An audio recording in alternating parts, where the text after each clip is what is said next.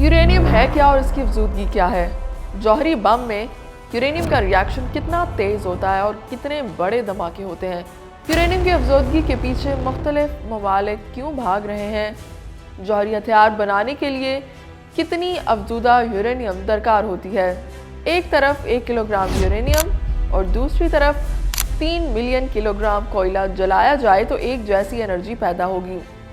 सिर्फ 20 ग्राम uranium, 400 kilogram कोयला, 410 litre तेल, 360 क्यूबिक मीटर कुदरती गैस जितनी तवानाई पैदा कर सकता है।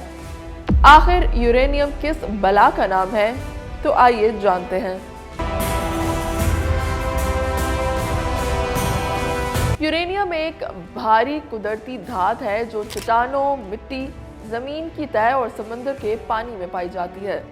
ये धात कजाकिस्तान, कनाडा, ऑस्ट्रेलिया, अफ्रीका और ईरान में पाई जाती है।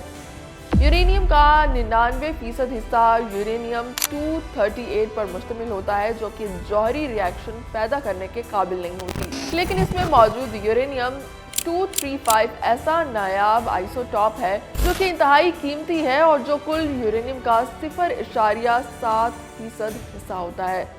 जब यूरेनियम 235 में मौजूद एटम्स जुदा होते हैं तो इनमें से तवानाई का अखराज होता है।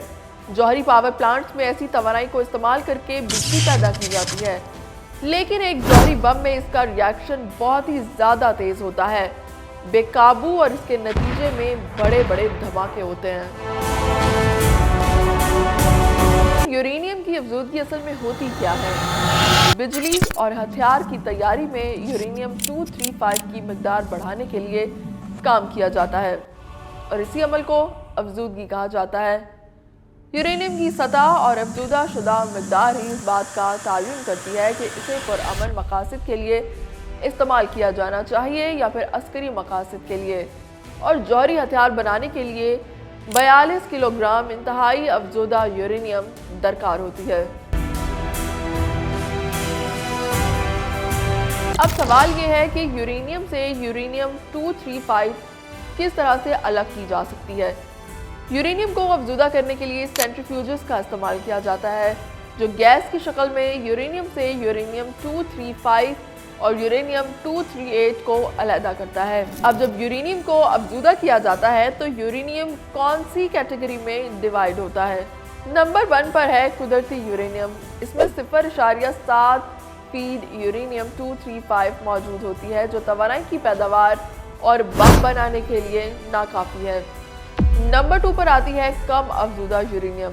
ये कुदरती यूरेनियम का 5% होती है जिसे सिविलियन न्यूक्लियर पावर प्लांट्स में इस्तेमाल किया जाता है। फिर तीसरे नंबर पर आती है दरमियाने दर्जे की अफजूदा यूरेनियम।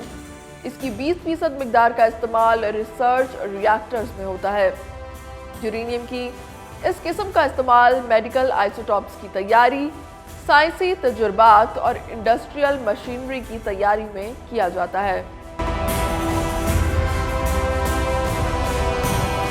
चौथे और आखिरी नंबर पर है इंतहाई अफजूदा यूरेनियम। 60% से ज़्यादा अफजूदा यूरेनियम को हथियार बनाने के करीब तरीन समझा जाता है। 90% अफजूदा शुदा यूरेनियम को हथियार बनाने के काबिल समझा जाता है। अब बात करते हैं यूरेनियम की 3.67% अफजूदगी की हद पर। 3.68% तक अफजूदा यूरेनियम जौहरी तवानाई के रिएक्टर्स में इस्तेमाल हो सकती है। अफजूदगी की ये हद जौहरी रिएक्टर्स में कंट्रोल्ड रिएक्शन पैदा करने के लिए काफ़ी है। हथियार बनाने के काबिल यूरेनियम है क्या? हथियार बनाने के काबिल अफजूदा यूरेनियम में आइसोटॉप 235 की मिकदार 90% तक होती है। इस मवाद को जौहरी हथियार बनाने के लिए इस्तेमाल किया जा सकता है क्योंकि इस सतह तक पहुंचने के बाद एक बेकाबू रिएक्शन पैदा होता है और जिसके नतीजे में बड़े बड़े धमाके होते हैं।